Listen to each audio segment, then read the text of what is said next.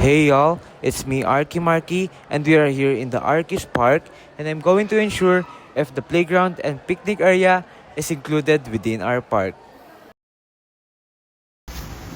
So in order to get the equation of the boundary, we will first graph it by using the two coordinates, 1 squared of 3 and 4 squared of 6. But since it is in the radical form, we will convert it into decimal. Square root of 3 is 1.3, square root of 6 is 2.4. So now we can put it in the Cartesian plate. So in order to get the center of this, we will use the standard equation of the circle. The standard equation of the circle is x squared plus y squared is equals to r squared. And since it is not in the origin, we will use the expanded form of it. X minus h squared plus y minus k squared is equals to r squared.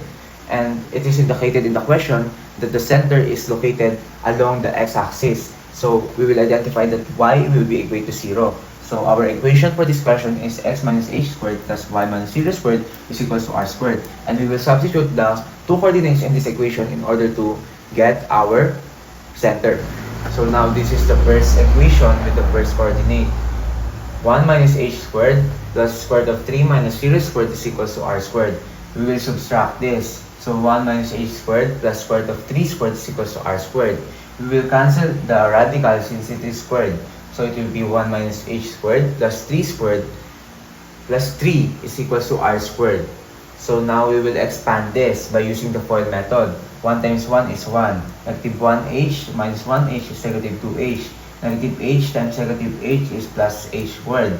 Plus 3 is equals to r squared. Since 1 and 3 is a like term and a both positive number, we will add that. So it will be h squared minus 2h plus 4 is equals to r squared. Second equation and the second coordinate. 4 minus h squared plus square root of 6 minus 0 squared is equals to r squared.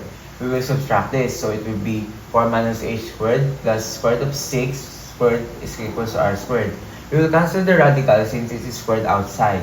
So it will be 4 minus h squared plus 6 is equals to r squared.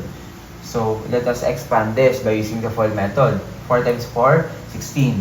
Negative 4h minus 4h is negative 8h. Negative h times negative h is h squared plus 6 is equals to r squared.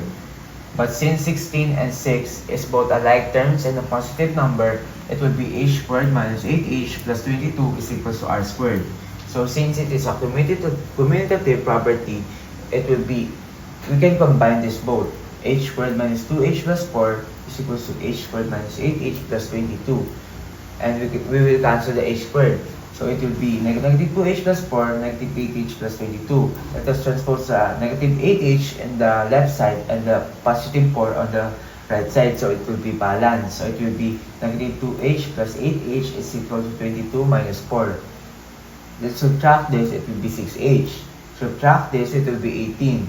And we will remove the numerical coefficient by dividing it by 6. Both sides, so it will be balanced. So cancel this, h. 18 over 6, 3. So h is equals to 3. In order to find the radius, we can use any of this equation and substitute in the center of it.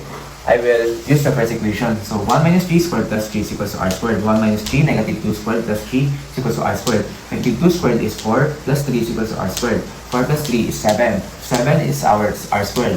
So now we can substitute it in our standard equation.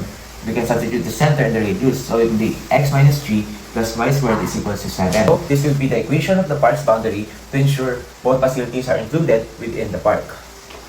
So it's me again, Arky Marky, and as we can see here that the coordinates of the playground and the picnic area is included within the park.